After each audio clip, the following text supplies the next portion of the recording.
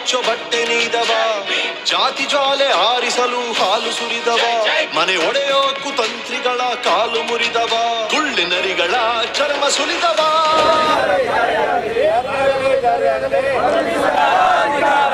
ಒಳ ಮೀಸಲಾತಿ ಇಲ್ದೇನೆ 56,432 ಉದ್ಯೋಗಗಳನ್ನು ರಾಜ್ಯ ಸರ್ಕಾರ ನೇಮಕಾತಿ ಮಾಡೋದಕ್ಕೆ ಸುತ್ತೋಲೆ ಹೊಡೆಸಿರೋದನ್ನು ಪ್ರತಿಭಟಿಸಿ ಇಡೀ ರಾಜ್ಯದ 31 ಜಿಲ್ಲೆಯಲ್ಲೂ ಕೂಡ ಜಿಲ್ಲಾಧಿಕಾರಿಗಳ ಕಚೇರಿಗೆ ಮಾದಿಗ ಸಂಘಟನೆಗಳ ಒಕ್ಕೂಟದಿಂದ ಬೃಹತ್ ಪ್ರತಿಭಟನಾ ಪ್ರದರ್ಶನವನ್ನು ಇವತ್ತು ಮಾಡಿದ್ದೇವೆ. ಅದೇ ರೀತಿಯಲ್ಲಿ ಬೆಂಗಳೂರಲ್ಲೂ ಕೂಡ ಮೌರ್ಯ ಸರ್ಕಲ್ನಿಂದ ಮುಖ್ಯಮಂತ್ರಿ ಮನೆಗೆ ಮುತ್ತಿಗೆ ಆಗುವಂಥ ಕಾರ್ಯಕ್ರಮವನ್ನು ಕೂಡ ಮಾಡಿ ಕೂಡಲೇ ಸುತ್ತೋಲೆಯನ್ನು ಕರಾಳ ಸುತ್ತೋಲೆಯನ್ನು ವಾಪಸ್ ಪಡಿಬೇಕು. ಒಳ ಮೀಸಲಾತಿ ಇಲ್ಲದೇ ಉದ್ಯೋಗ ತುಂಬೋದೇನಿದೆ ಇದು ಮಾದಿಗ ಮತ್ತು ಮಾದಿಗ ಸಂಬಂಧಿತ ಸಮಾಜಕ್ಕೆ ಮರಣ ಶಾಸನ. ಆದ್ದರಿಂದ ಇದನ್ನು ಈಗ ಹೊಡೆಸಿರುವಂಥ ಸುತ್ತೋಲೆ ಏನಿದೆ ಉದ್ಯೋಗ ನೇಮಕಾತಿಗೆ ರದ್ದು ಮಾಡಿ ಒಳ ಮೀಸಲಾತಿ ಒಳವಡಿಸಿ ಉದ್ಯೋಗ ನೇಮಕಾತಿ ಮಾಡಬೇಕು ಅಂತ ಆಗ್ರಹಿಸಿ ನಾವು ಇವತ್ತು ಈ ಕಾರ್ಯಕ್ರಮವನ್ನು ಆಯೋಜಿಸಿದ್ದೇವೆ. ಮುಖ್ಯಮಂತ್ರಿ ಮನೆಗೆ ಮುತ್ತಿಗೆ ಆಗುವಂಥ ಕಾರ್ಯಕ್ರಮ ಇವತ್ತಿದೆ. ಪೊಲೀಸು ನಮಗೆ ಮುಖ್ಯಮಂತ್ರಿ ಮನೆಗೆ ಹೋಗೋದಕ್ಕೆ ತಡೆ ಒಡ್ಡಿದ್ದಾರೆ. ಆದ್ದರಿಂದ ಈ ಸರ್ಕಾರ ಈ ರೀತಿಯ ಒಂದು ನಮ್ಮನ್ನು ಕಾರ್ಯಕ್ರಮ ತಡೆಯುವಂತಹ ಒಂದು ಕ್ರಮವನ್ನು ಇದು ಅಭಿವ್ಯಕ್ತಿ ಸ್ವಾತಂತ್ರ್ಯಕ್ಕೆ ಸಂವಿಧಾನಕ್ಕೆ ಮಾಡಿದಂಥ ಅಪಮಾನ ಅಂತ ಈ ಮೂಲಕ ನಾನು ಹೇಳಕ್ಕೆ ಇಚ್ಛೆಪಡ್ತೀನಿ. ಸನ್ಮಾನ್ಯ ಶ್ರೀ ಮುಖ್ಯಮಂತ್ರಿ ಸಿದ್ದರಾಮಯ್ಯನವರು ಒಳ ಮೀಸಲಾತಿಯ ಕಟ್ಟ ವಿರೋಧಿಗಳು. ಒಳ ಮೀಸಲಾತಿ ವಿರೋಧಿಗಳ ಜೊತೆಯಲ್ಲಿ ಸಿದ್ದರಾಮಯ್ಯನವರು ರಾಜಿ ಮಾಡಿಕೊಂಡು ಒಳ ಮೀಸಲಾತಿ ವಿರೋಧಿಗಳ ಒತ್ತಡಕ್ಕೆ ಮಣಿದು ಇವತ್ತು ಒಳ ಮೀಸಲಾತಿ ಇಲ್ಲದೇ ಉದ್ಯೋಗ ತುಂಬ ಕೊಟ್ಟಿರುವಂಥದ್ದು ಅತ್ಯಂತ ಅನ್ಯಾಯ, ಸಂವಿಧಾನ ಬಾಹಿರ, ಅವೈಜ್ಞಾನಿಕ ಮತ್ತು ಕಾನೂನು ಬಾಹಿರ ಅನ್ನೋದನ್ನು ಈ ಸಂದರ್ಭದಲ್ಲಿ ಹೇಳಿ ಇವತ್ತು ಇಡೀ ರಾಜ್ಯಾದ್ಯಂತ ಪ್ರತಿಭಟನೆಯನ್ನು ಮಾಡ್ತೇವೆ. 27ನೇ ತಾರೀಕೇನು ಸಚಿವ ಸಂಪುಟ ನಡೀತದೆ. ಈ ಸಚಿವ ಸಂಪುಟದಲ್ಲಿ ಉದ್ಯೋಗದಲ್ಲಿ ಒಳ ಮೀಸಲಾತಿಯನ್ನು ಅಳವಡಿಸ್ತಾ ಹೋದರೆ ರಾಜ್ಯಾದ್ಯಂತ ಬೆಂಕಿ ಎತ್ಕೊಂಡು ಉರಿತಾ ಇದೆ. ಏನಾದರೂ ಘಟನೆ ನಡೆದರೆ ಸಿದ್ದರಾಮಯ್ಯ ಮತ್ತು ಸಿದ್ದರಾಮಯ್ಯವ್ರ ಸರ್ಕಾರ ಹೊಣೆ ಆಗಬೇಕಾಗ್ತದೆ. ಮತ್ತು ನೀವು ಉದ್ಯೋಗ ಇಲ್ಲದೇ ಒಳ ಮೀಸಲಾತಿ ಇಲ್ಲದೇ ಉದ್ಯೋಗ ನೇಮಕಾತಿ ಮಾಡಿದರೆ ಈಗೇನು ಉಪಚುನಾವಣೆ ಇರುತ್ತೆ ದಾವಣಗೆರೆ ಬಾಗಲಕೋಟೆ, ನಾವು ಸೋಲಿಸೋ ಅಂಥ ತೀರ್ಮಾನವನ್ನು ನಾವು ಎಲ್ಲ ಸಮಾನ ಸಂಘಟನೆಗಳು ತೀರ್ಮಾನವನ್ನು ತಗೊಂತೀವಿ ಅಂತ ನಾವು ಈ ಮೂಲಕ ಒತ್ತಾಯವನ್ನು ಮಾಡೋದ್ರ ಮೂಲಕ ಏನು ಒಳ ಮೀಸಲಾತಿ ವಿರೋಧ ಮಾಡಿ ಜಟಾಪಟಿ ಮಾಡಿ ಹೋರಾಟಗಳನ್ನು ರೂಪಿಸಿದರೆ ನೀವು ಅಂಬೇಡ್ಕರ್ ಚಿಂತನೆ ವಿರೋಧಿಗಳು, ಸಂವಿಧಾನದ ವಿರೋಧಿಗಳು, ಮತ್ತು ಒಳ ಮೀಸಲಾತಿ ಅಳವಡಿಸುವಂಥದ್ದು, ಒಳ ಮೀಸಲಾತಿ ಕೊಡೋಂಥದ್ದು ಸಾಮಾಜಿಕ ನ್ಯಾಯ. ಈ ಸಾಮಾಜಿಕ ನ್ಯಾಯವನ್ನು ಯಾರು ವಿರೋಧ ಮಾಡ್ತಾ ಇದ್ದೀರಿ? ನೀವು ಮನುಷ್ಯರ ವಿರೋಧಿಗಳು, ಒಳ ಮೀಸಲಾತಿ ವಿರೋಧಿಗಳು, ಅಂಬೇಡ್ಕರ್ ವಿರೋಧಿಗಳು ಮತ್ತು ಮನುವಾದಿಗಳು ಮತ್ತು ನ್ಯಾಯಾಲಯ ಕೊಟ್ಟಿರುವಂಥ ತೀರ್ಪಿನ ವಿರೋಧಿಗಳು ಅಂತ ಹೇಳೋದ್ರ ಮೂಲಕ ನಾವು ಖಂಡಿಸ್ತೇವೆ. ಕೂಡಲೇ ಈ ಥರದ ಒಂದು ಇಡೀ ಸಮಾಜವನ್ನು ಒಡೆಯುವಂಥ ಕೆಲಸಕ್ಕೆ ನೀವು ಹೋಗಬಾರ್ದು. ಈ ಸಮಾಜವನ್ನು ಸಮಷ್ಟಿಯಲ್ಲಿ ಬಾಬಾ ಸಾಹೇಬರು ಏನು ಕಟ್ಟಿದ್ರು, ಈ ಸಮಷ್ಟಿಯಾಗಿ ಸಮಾಜವನ್ನು ಕಟ್ಟಿ ಈ ದೇಶವನ್ನು ಆಳೋದ್ರ ಕಡೆ ಹೋಗಬೇಕೇನ ನೀವು ಕೂಡ ಮನುವಾದಿಗಳಾಗಿ, ಅಂಬೇಡ್ಕರ್ ವಿರೋಧಿಗಳಾಗಿ, ಸಮಾಜ ವಿರೋಧಿಗಳಾಗಿ ವರ್ತನೆ ಮಾಡ್ತಾ ಇದ್ದೀರಲ್ಲ, ನೀವು ಇಡೀ ಸಮಾಜದ ವಿರೋಧಿಗಳು. ಒಳ ಮೀಸಲಾತಿಯನ್ನು ನಾವು ಯಾವುದೇ ಬೋವಿ ಕೊರ್ಚ ಕೊರ್ಮ ಕೊಡಬೇಡಿ ಅಂತ ನಾವು ಹೇಳ್ತಾ ಇಲ್ಲ, ವಲಯ ಸಮಾಜಕ್ಕೆ ಕೊಡಬೇಡಿ ಅಂತ ಹೇಳ್ತಾ ಇಲ್ಲ. ಪರಿಶಿಷ್ಟದಲ್ಲಿ 101 ಜಾತಿಗಳಿಗೂ ಅವರ ಜನಸಂಖ್ಯೆಗೆ ಆಧರಿಸಿ ಕೊಡಿ ಅಂತ ಹೇಳುವಂಥದ್ದು ಇದೆಯಲ್ಲ, ಇದಕ್ಕಿಂತ ಬೇರೆ ಏನು ಹೇಳೋಣ? ಸಾಮಾಜಿಕ ನ್ಯಾಯ ಇದು.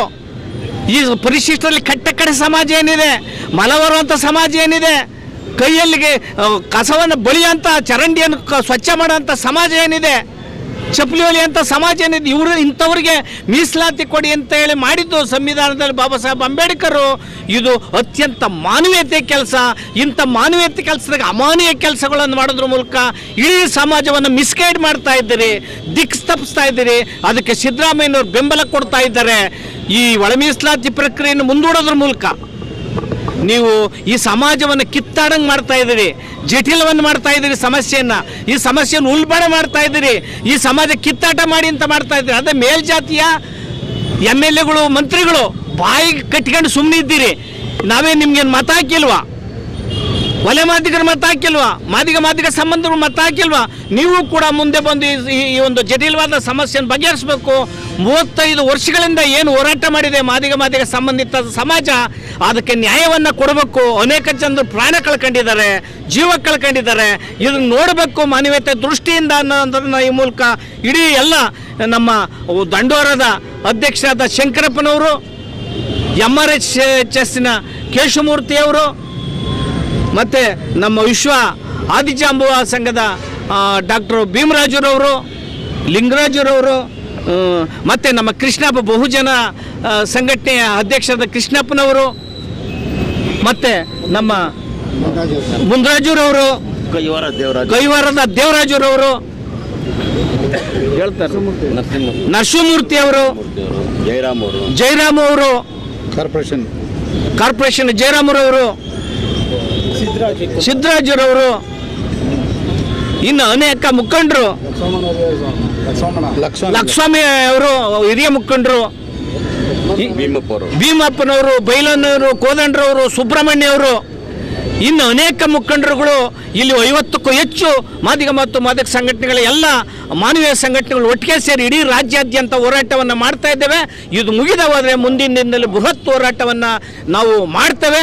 ಮತ್ತು ಮುಂದಿನ ದಿನದಲ್ಲಿ ಕಾಂಗ್ರೆಸ್ಸನ್ನು ಬುಡಸಹಿತ ಇಲ್ದಂಗೆ ಮಾಡ್ತೇವೆ ಅನ್ನೋ ಮಾತನ್ನು ಹೇಳಿ ಈ ಕಾರ್ಯಕ್ರಮವನ್ನು ನಾವು ಮುಂದುವರಿಸ್ತಾ ಇದ್ದೀವಿ. ಸಿದ್ದರಾಜು ಕರ್ನಾಟಕ ರಾಜ್ಯ ಆದಿವಾಸಿ ಸಂಘದ ರಾಜ್ಯಾಧ್ಯಕ್ಷ.